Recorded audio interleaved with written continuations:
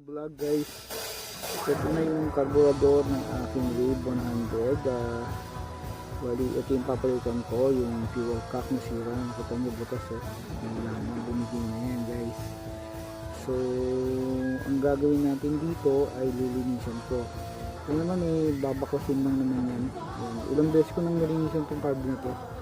Ito yung original carb ng aking Honda Wave, kaya minimaintain ko siya. So ako lang naman na nag-maintain ito, naglilinis, tapos plug and play lang. So linis ko super, mga 4 times ko nang nilinisan to, kasi taon na to, taon nang ginagamit yung wave ko. So yan, maintain ko na siya, naayos ko yung so far yung mga maintenance ko lang sa wave ko ay yung ayan, yung sprocket, mga putol, yung rayos, tapos yung sprocket. Actually di ako bumili ng sprocket pero wala na akong budget. Ang ginawa ko lang, kiniskis ko lang. So ito na lang yung kailangan ko para mapa-under ko siya. Umandar na to guys kasi nga medyo na-stock dahil nagli-leak. So yan, nagli-leak yan dito. Nung ko pa napapansin yan, nagli-leak. So wala na, bumigay na. Pagpihit ko, bigla na natanggal na siya. Ito, natanggal na yun. Ito yung nakalak. Ito, nakakabit yan dyan. Nakakabit na yun guys. Tapos natanggal. Wala na. Siyempre, old age.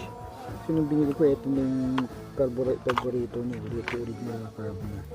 So yan, ang gagawin ko lang dyan guys ay lilinisan. Alam ko na kung paano lilinisan ko. Nakapag-vlog na ako nito mag-vlog na. Vlog ko na ito. Ayan guys, ito lang yung aking vlog na yan para mamaya lilinisin ko na ito guys at pakikita ko na maayos na siyang linis. Lang ito yung kakabit ko yung fuel cap.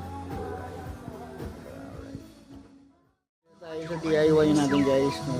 Pero hindi ko i-DIY ngayon to kasi medyo malaki na yung sira nung gasoline tank ng aking motor. So yan guys, kita nyo yan yan na. So papaspatan na lang natin to para sure ball. Tingnan din natin kung paano nila ispatan yung gagamitin nila dito.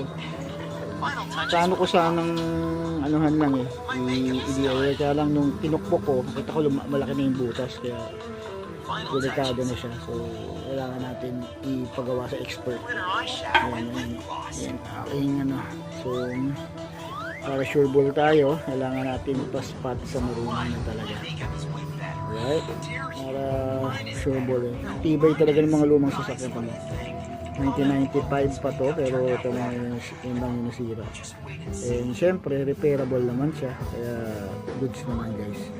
Ipaparepair lang natin, ito yung nag-i-issue ng papaayos lang natin. Alright guys, hello guys, ito yung diskarte ko sa pag-charge ng 48 volts kasi wala akong 48 volt charger. Para maging fast charger siya, 12 volts ang ginagamit ko, dual charger ng 12 volts.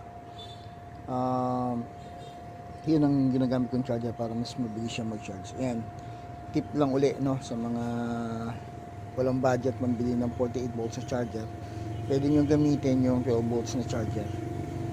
Iisa-isayin nyo lang yung battery, tapos ayan, kung meron kayong charger pa na another 12 volts, pwede nyo i-parallel. So nakaparallel ako na yung 12 volts charger. Ayan, dalawa. Kaya mabilis yung charge niya ngayon instead of 4, mas mabilis yung charging. Ayan guys.